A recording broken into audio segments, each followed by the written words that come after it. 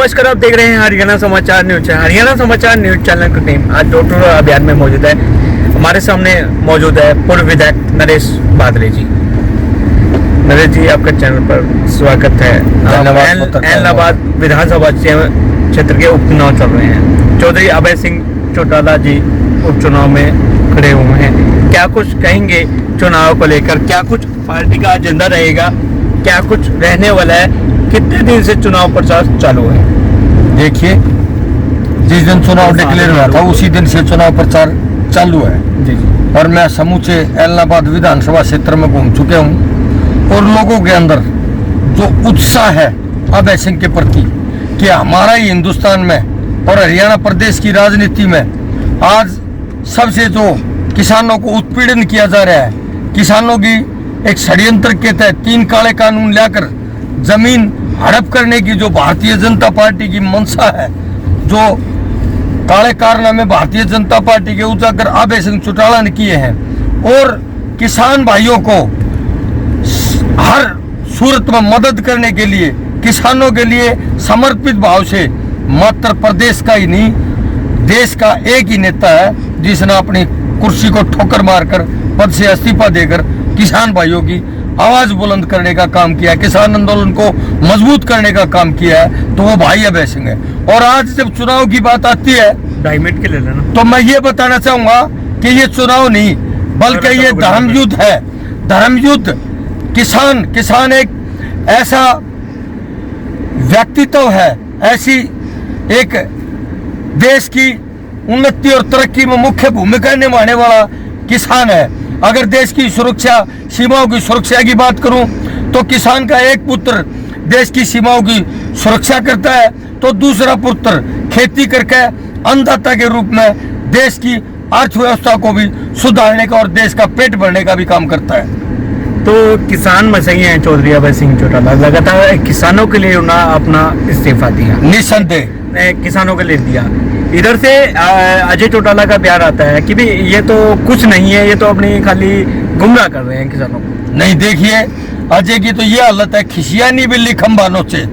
आज उसके हाथ में बात रही नहीं और उन्होंने जो उसके पुत्र है, मैं तो कहूँगा कि ऐसी संतान भगवान किसी को न दे जो अपने बाप का सम्मान नहीं जानते हो, और उसका भी मानसिक संतुलन खराब कर दिया।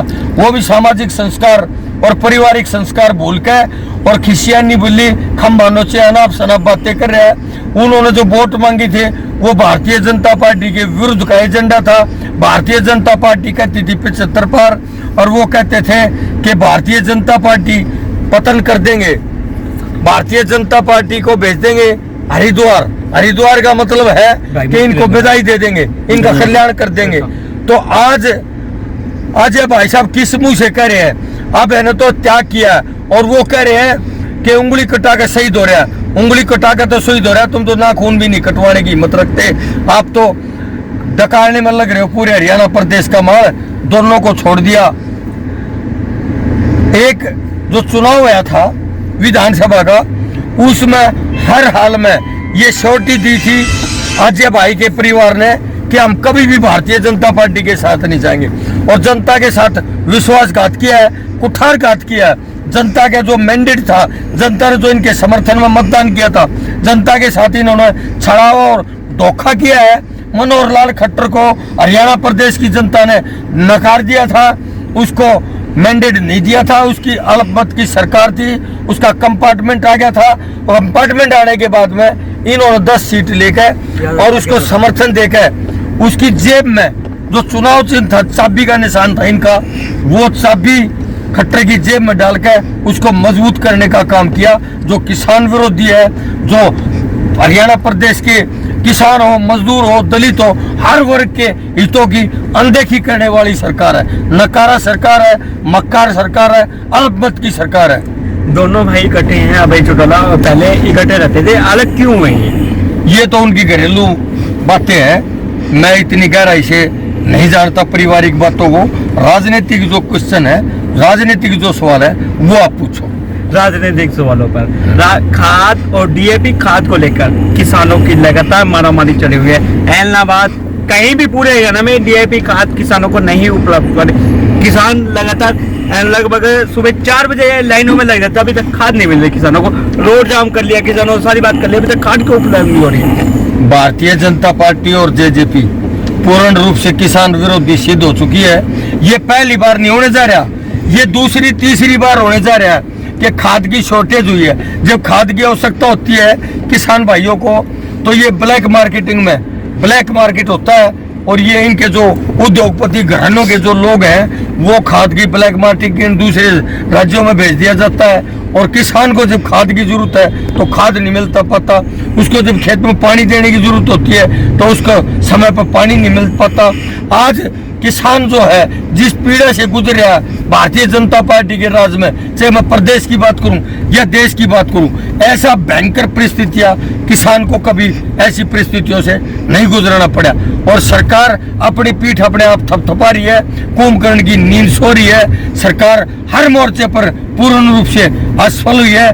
विपक्ष से उम्मीदें होती है, और विपक्ष का नेता चौधरी भूपेंद्र सिंह हुड्डा है, और वो समय समय पर मिली भगत कर रखी है उसने बीजेपी से, क्योंकि उसको मुकदमे में राहत लेनी है।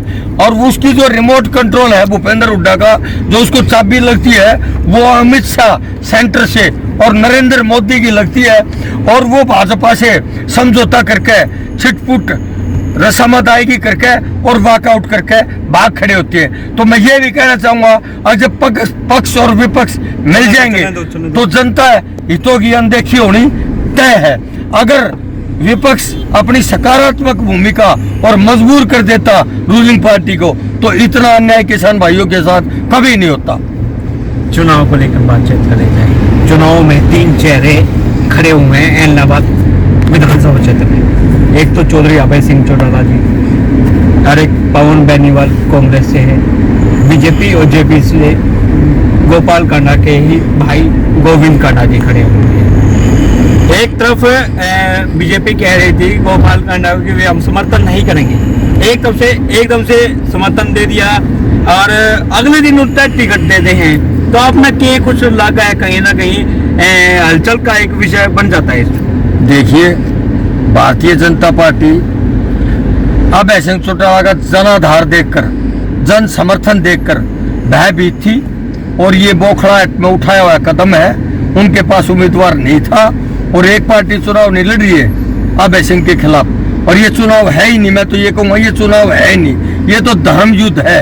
एक पलड़े में किसानों का मसीहा, किसानों का हितैषी, किसानों का समर्थक, किसानों का साथी, मजदूरों का साथी, अल्पसंख्यक गरीबों का साथी खड़ा है अभय सिंह के रूप में। और दूसरी बार चोर उचक्के लुटेरे जिन्होंने हरियाणा प्रदेश को, इन देश को दोनों हाथों से लूटा है, वो लोग खड़े हैं। एक पार्टी का चुनाव नहीं है, धर्म युद्ध है ये। 3 पार्टियां इकट्ठी होकर चुनाव लड़ रही है। देखिए, जेजेपी, बीजेपी, हलोपा, और जेजेपी और बीजेपी इतने भयभीत थे अभय सिंह चौटाला के बढ़ते जनाधार से कि वो अपना उम्मीदवार खड़े करने की हिम्मत ही नहीं जुटा पाए। और इस हलोपा के उम्मीदवार को लेकर आई ये डेपुटेशन पर 10-15 दिन के लिए। इसकी जमानत जब्त हो जाएगी, ये जहां से आया था वहीं चला जाएगा। तो ये कह रहे हैं कि भी अभय चौटाला तो मेरे ख्याल तक कोई काम ना करा है, कि ये तो जानबूझ के इस्तीफा दिया है, जो ये विपक्षी पार्टी है जो साधा निशाना साध रही है। अपना अधिवेशन देखे थे ना हरियाणा विधानसभा के, और कांग्रेस पार्टी वॉकआउट करके भागी थी मिली भगत करके, और लास्ट तक अभय सिंह चौटाला ने भारतीय जनता पार्टी के नापाक इरादों को ध्वस्त करने का काम किया था। और अभय सिंह बोलते रहे, और भारतीय जनता पार्टी ने विधानसभा का जो अधिवेशन था उसको समापन करके और भाग खड़े हुए थे। और अभय सिंह चौटाला इस्तीफा देना कोई आसान बात नहीं है। हिंदुस्तान और हरियाणा प्रदेश में मात्र एक ऐसे नेता है जिन्होंने त्याग किया, और इस खानदान की ये प्री पार्टी रही है। जब जब किसान पर, जब जब इलाके के लोक हितों पर, जब जब प्रदेश के हितों पर, जब जब देश के हितों पर और प्रजा के हितों की अनदेखी होती थी, तो समय समय पर चौधरी देवीलाल ने जब जरूरत महसूस की जनता को आवाज मजबूत करने की, और इस्तीफा देकर जनता के बीच में आकर खड़े हो जाते थे, और फिर पूर्ण बहुमत से उनको मैंडेट मिलता था। इनकी परंपराएं रही है।